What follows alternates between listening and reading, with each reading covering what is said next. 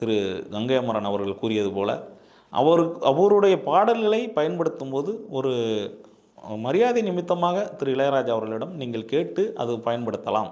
அவர் அனுமதி கொடுக்கவில்லை என்று கொடுக்க மாட்டேன் என்று சொல்வதில்லை. ஏன்னா எத்தனையோ திரைப்படங்களில் அவருடைய அனுமதியோடு பல பாடல்களை பயன்படுத்தி இருக்கிறார்கள். அவர் மேடையில் இசை நிகழ்ச்சிகளில் பேசுகின்ற போது அவருடைய பேசுகின்ற தன்மையை வைத்து மட்டும் இளையராஜா அவர்களை எடை போட்டு விட வேண்டாம். இளையராஜாவினுடைய வழக்கை ஆரம்ப காலங்களில் பார்த்தவன் என்ற அடிப்படையில் சொல்லுகிறேன். இளையராஜா அவர்கள் கேட்பதற்கு முழு உரிமையும் உள்ள அந்த இசை குறித்து தான் அவர் பேசுகிறார். தற்பொழுது லண்டனில் சென்று அந்த சிம்பனி இசைத்துவிட்டு வந்ததுக்கு பிறகு நம்முடைய தமிழ் இசையை, குறிப்பாக இந்திய இசையை உலகம் முழுக்க மெச்சி பாராட்டக்கூடிய ஒரு சூழலை உருவாக்கி இருக்கிறார். தமிழ்நாட்டில் நம்முடைய மக்கள் இசையை மக்களுக்கு கொண்டு சென்றதில் பெரும்பங்கு வகிக்கக்கூடிய ஒரு மிகப்பெரிய ஆளுமையாக இருப்பவர் இளையராஜா அவர்கள். ஒரு சிலர் விமர்சிப்பது போல இளையராஜா அவர்கள் தலைகு கணத்தோடு கருவத்தோடு செயல்படுகிறார் என்று சொல்வதெல்லாம் மிகவும் தவறானது. இளையராஜா இடத்தில் நாம் இருந்தால் எப்படி செயல்படுவோம் என்பதை நீங்கள் முதல்ல பார்க்கணும். என்னை பொறுத்தவரை இசை தொடர்பான ஒரு பல்கலைக்கழகத்தை ஏற்படுத்தி அதில் அவரை ஒரு முதல்வராகவோ உங்களுக்கு துணைவேந்தராகவோ கூட இளையராஜா அவர்களை நியமித்தால் வருகின்ற தலைமுறைக்கும் அவருடைய இசை கொண்டு சேர்க்கப்படும் என்பது என்னுடைய ஒரு கோரிக்கையாக இருக்கிறது.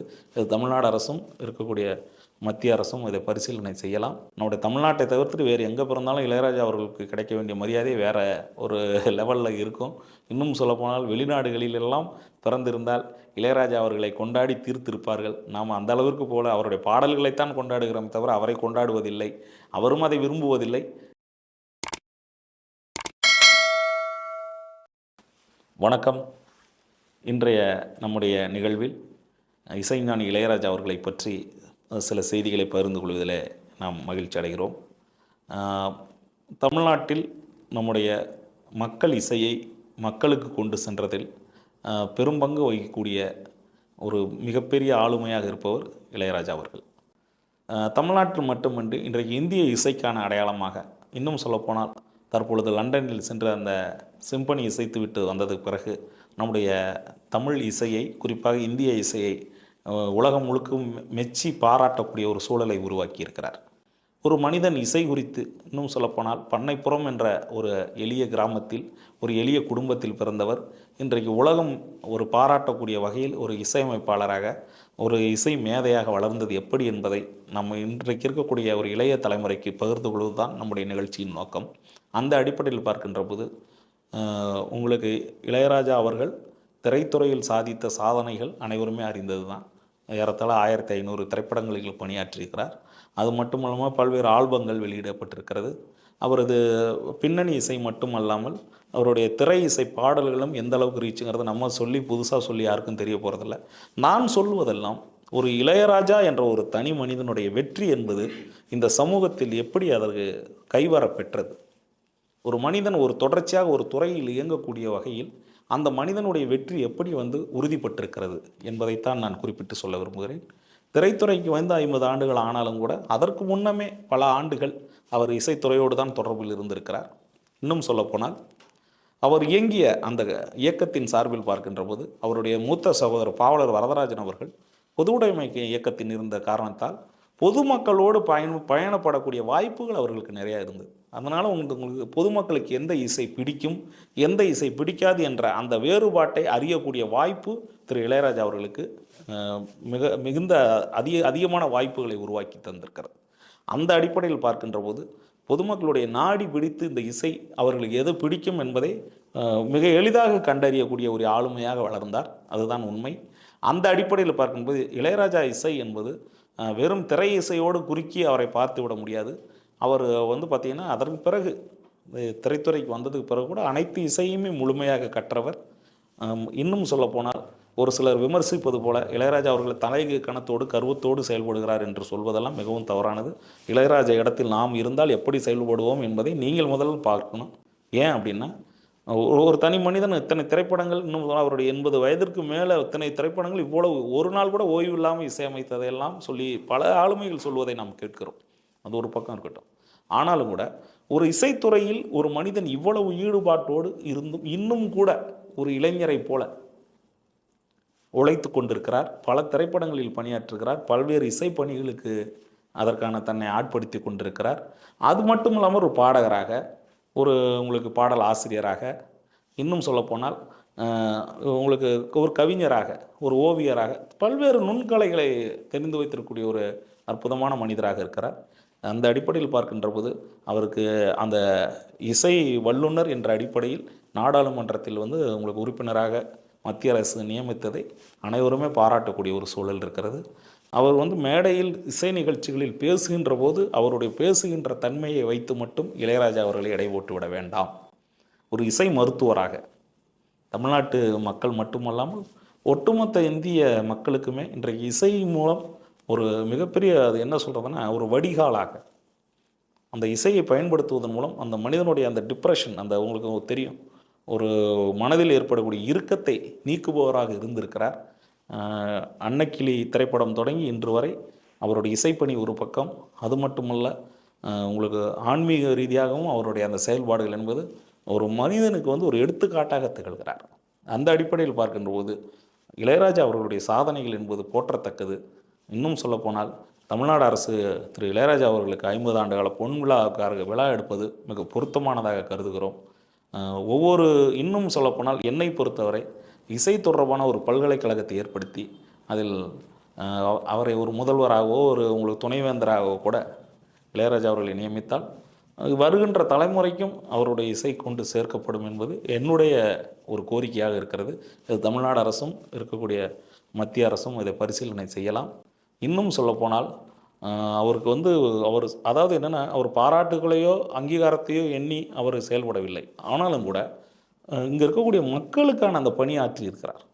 இந்த பொதுமக்களை வந்து திரைப்படங்களில் வந்து அவர் பணியாற்றியதற்கும் பொதுமக்களோடு அவர் பணியாற்றுவதற்கும் உள்ள வித்தியாசத்தை நான் சொல்கிறேன். அதாவது என்னென்னா, இளையராஜா குறித்து பல்வேறு தவறான தகவல்களை பரப்புவதை ஊடகங்களோ பத்திரிகைகளோ அவர்களுடைய வாடிக்கையாக வைத்திருப்பதை முதல்ல நம்ம வந்து தவறாக கண்டிக்கிறோம். அது மட்டும் இல்லை, இளையராஜாவுக்கு இருக்கக்கூடிய வாய்ப்புகள் என்ன, அவர் வந்து இதில் வந்து ஏதேனும் யாருக்காவது தவறான ஒரு பாதிப்புகளை ஏற்படுத்தினாரா? கிடையாது. அவர் தான் நிறைய இடங்களில் பாதிக்கப்பட்டிருக்கார். அந்த அடிப்படையில் பார்க்கும் போது ஒரு மனிதனோடு, ஒரு நல்ல கலைஞனோடு தமிழ்நாட்டு மக்களுக்கு எப்பொழுதுமே வந்து பார்த்திங்கன்னா ஒரு உடன் இருந்து அந்த இசை உங்களுக்கு பணியை, இசை சேவையை வழங்கிய அந்த இசை சித்தருக்கு, இன்னும் சொல்லப்போனால் இசையமைப்பாளராக தமிழ்நாட்டில் பிறந்து நம்முடைய தமிழ்நாட்டு மக்களுக்கு ஒரு இசை காவலராக விளங்கக்கூடிய இளையராஜா அவர்களுக்கு மீண்டும் வாழ்த்துக்களை கூறி, அவர் நல்ல உடல்நலத்தோடும் மென்மேலும் பல இசை தொடர்பான பணிகளை செய்ய வேண்டும். நம்முடைய அடுத்தடுத்து வரக்கூடிய தலைமுறையும் அவருடைய பணிகளை பார்த்து கற்றுக்கொண்டு தாங்களும் இது போன்ற ஒரு மனிதர் போல நாமும் வளர்ச்சி அடைய வேண்டும் என்பதற்கு ஒரு முன்மாதிரியாக திகழ்கிறார் என்பதை மீண்டும் ஒரு முறை சொல்லி, ஐயா இளையராஜா அவர்களுடைய புகழ் மேலும் மேலும் ஓங்க வேண்டும். அவருடைய உடல்நலத்தோடும் நல்ல ஆரோக்கியத்தோடும் மிக நீண்ட காலம் பணிபுரிந்து தமிழ்நாட்டு மக்களுக்கு ஒரு இசை அடையாளமாக விளங்க வேண்டும் என்று பாடல்கள் குறித்தெல்லாம் இளையராஜாவுக்கு வந்து பார்த்திங்கன்னா ராயல்ட்டி, உங்களுக்கு காப்பிரைட் சம்பந்தமெல்லாம் பல்வேறு பிரச்சனைகளை எழுப்புகிறார். அவர் ஒரு இடத்தில் கூட அவருக்கு உரிமை இல்லாத எந்த ஒரு திரைப்பட பாடல்களையோ அல்லது இசை குறித்தோ அவர் அது குறித்து கேள்வி எழுப்பவில்லை. இளையராஜாவினுடைய வழக்கை ஆரம்ப காலங்களில் பார்த்தவன் என்ற அடிப்படையில் சொல்லுகிறேன். இளையராஜா அவர்கள் கேட்பதற்கு முழு உரிமையும் உள்ள அந்த இசை குறித்து தான் அவர் பேசுகிறார். இன்னும் சொல்லப்போனால் பல திரைப்படங்களில் அவருக்கு வந்து சம்பளமாக பெற்றுக்கொள்ளாமல் உரிமையாக பெற்றுக்கொண்டிருக்கிறார். அந்த உரிமையை வந்து மற்றவர்கள் தவறாக பயன்படுத்தும் பொழுது அது குறித்து கேள்வி எழுப்புகிறார்.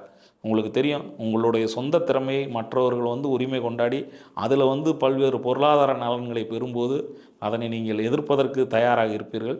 இளையராஜா அவர்களும் ஒரு வந்து நல்ல கலைஞன் என்றாலும் அவருடைய இசையை, அவருடைய கலையை உரிமை கொண்டாடுவதற்கு அவருக்கு உரிமை இருக்கிறது.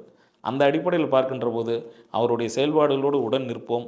ஐயா இளையராஜா அவர்களுடைய அந்த இசை மேதமை குறித்து நாம் வியப்பும் கொள்ளும் போதெல்லாம் இளையராஜா குறித்து மற்றவர்கள் விமர்சனம் செய்கின்ற போது ஒரு தமிழனாக, ஒரு இசை ஆர்வலராக நாம் அதற்குரிய எதிர்வினைகளை ஆற்றுவோம்.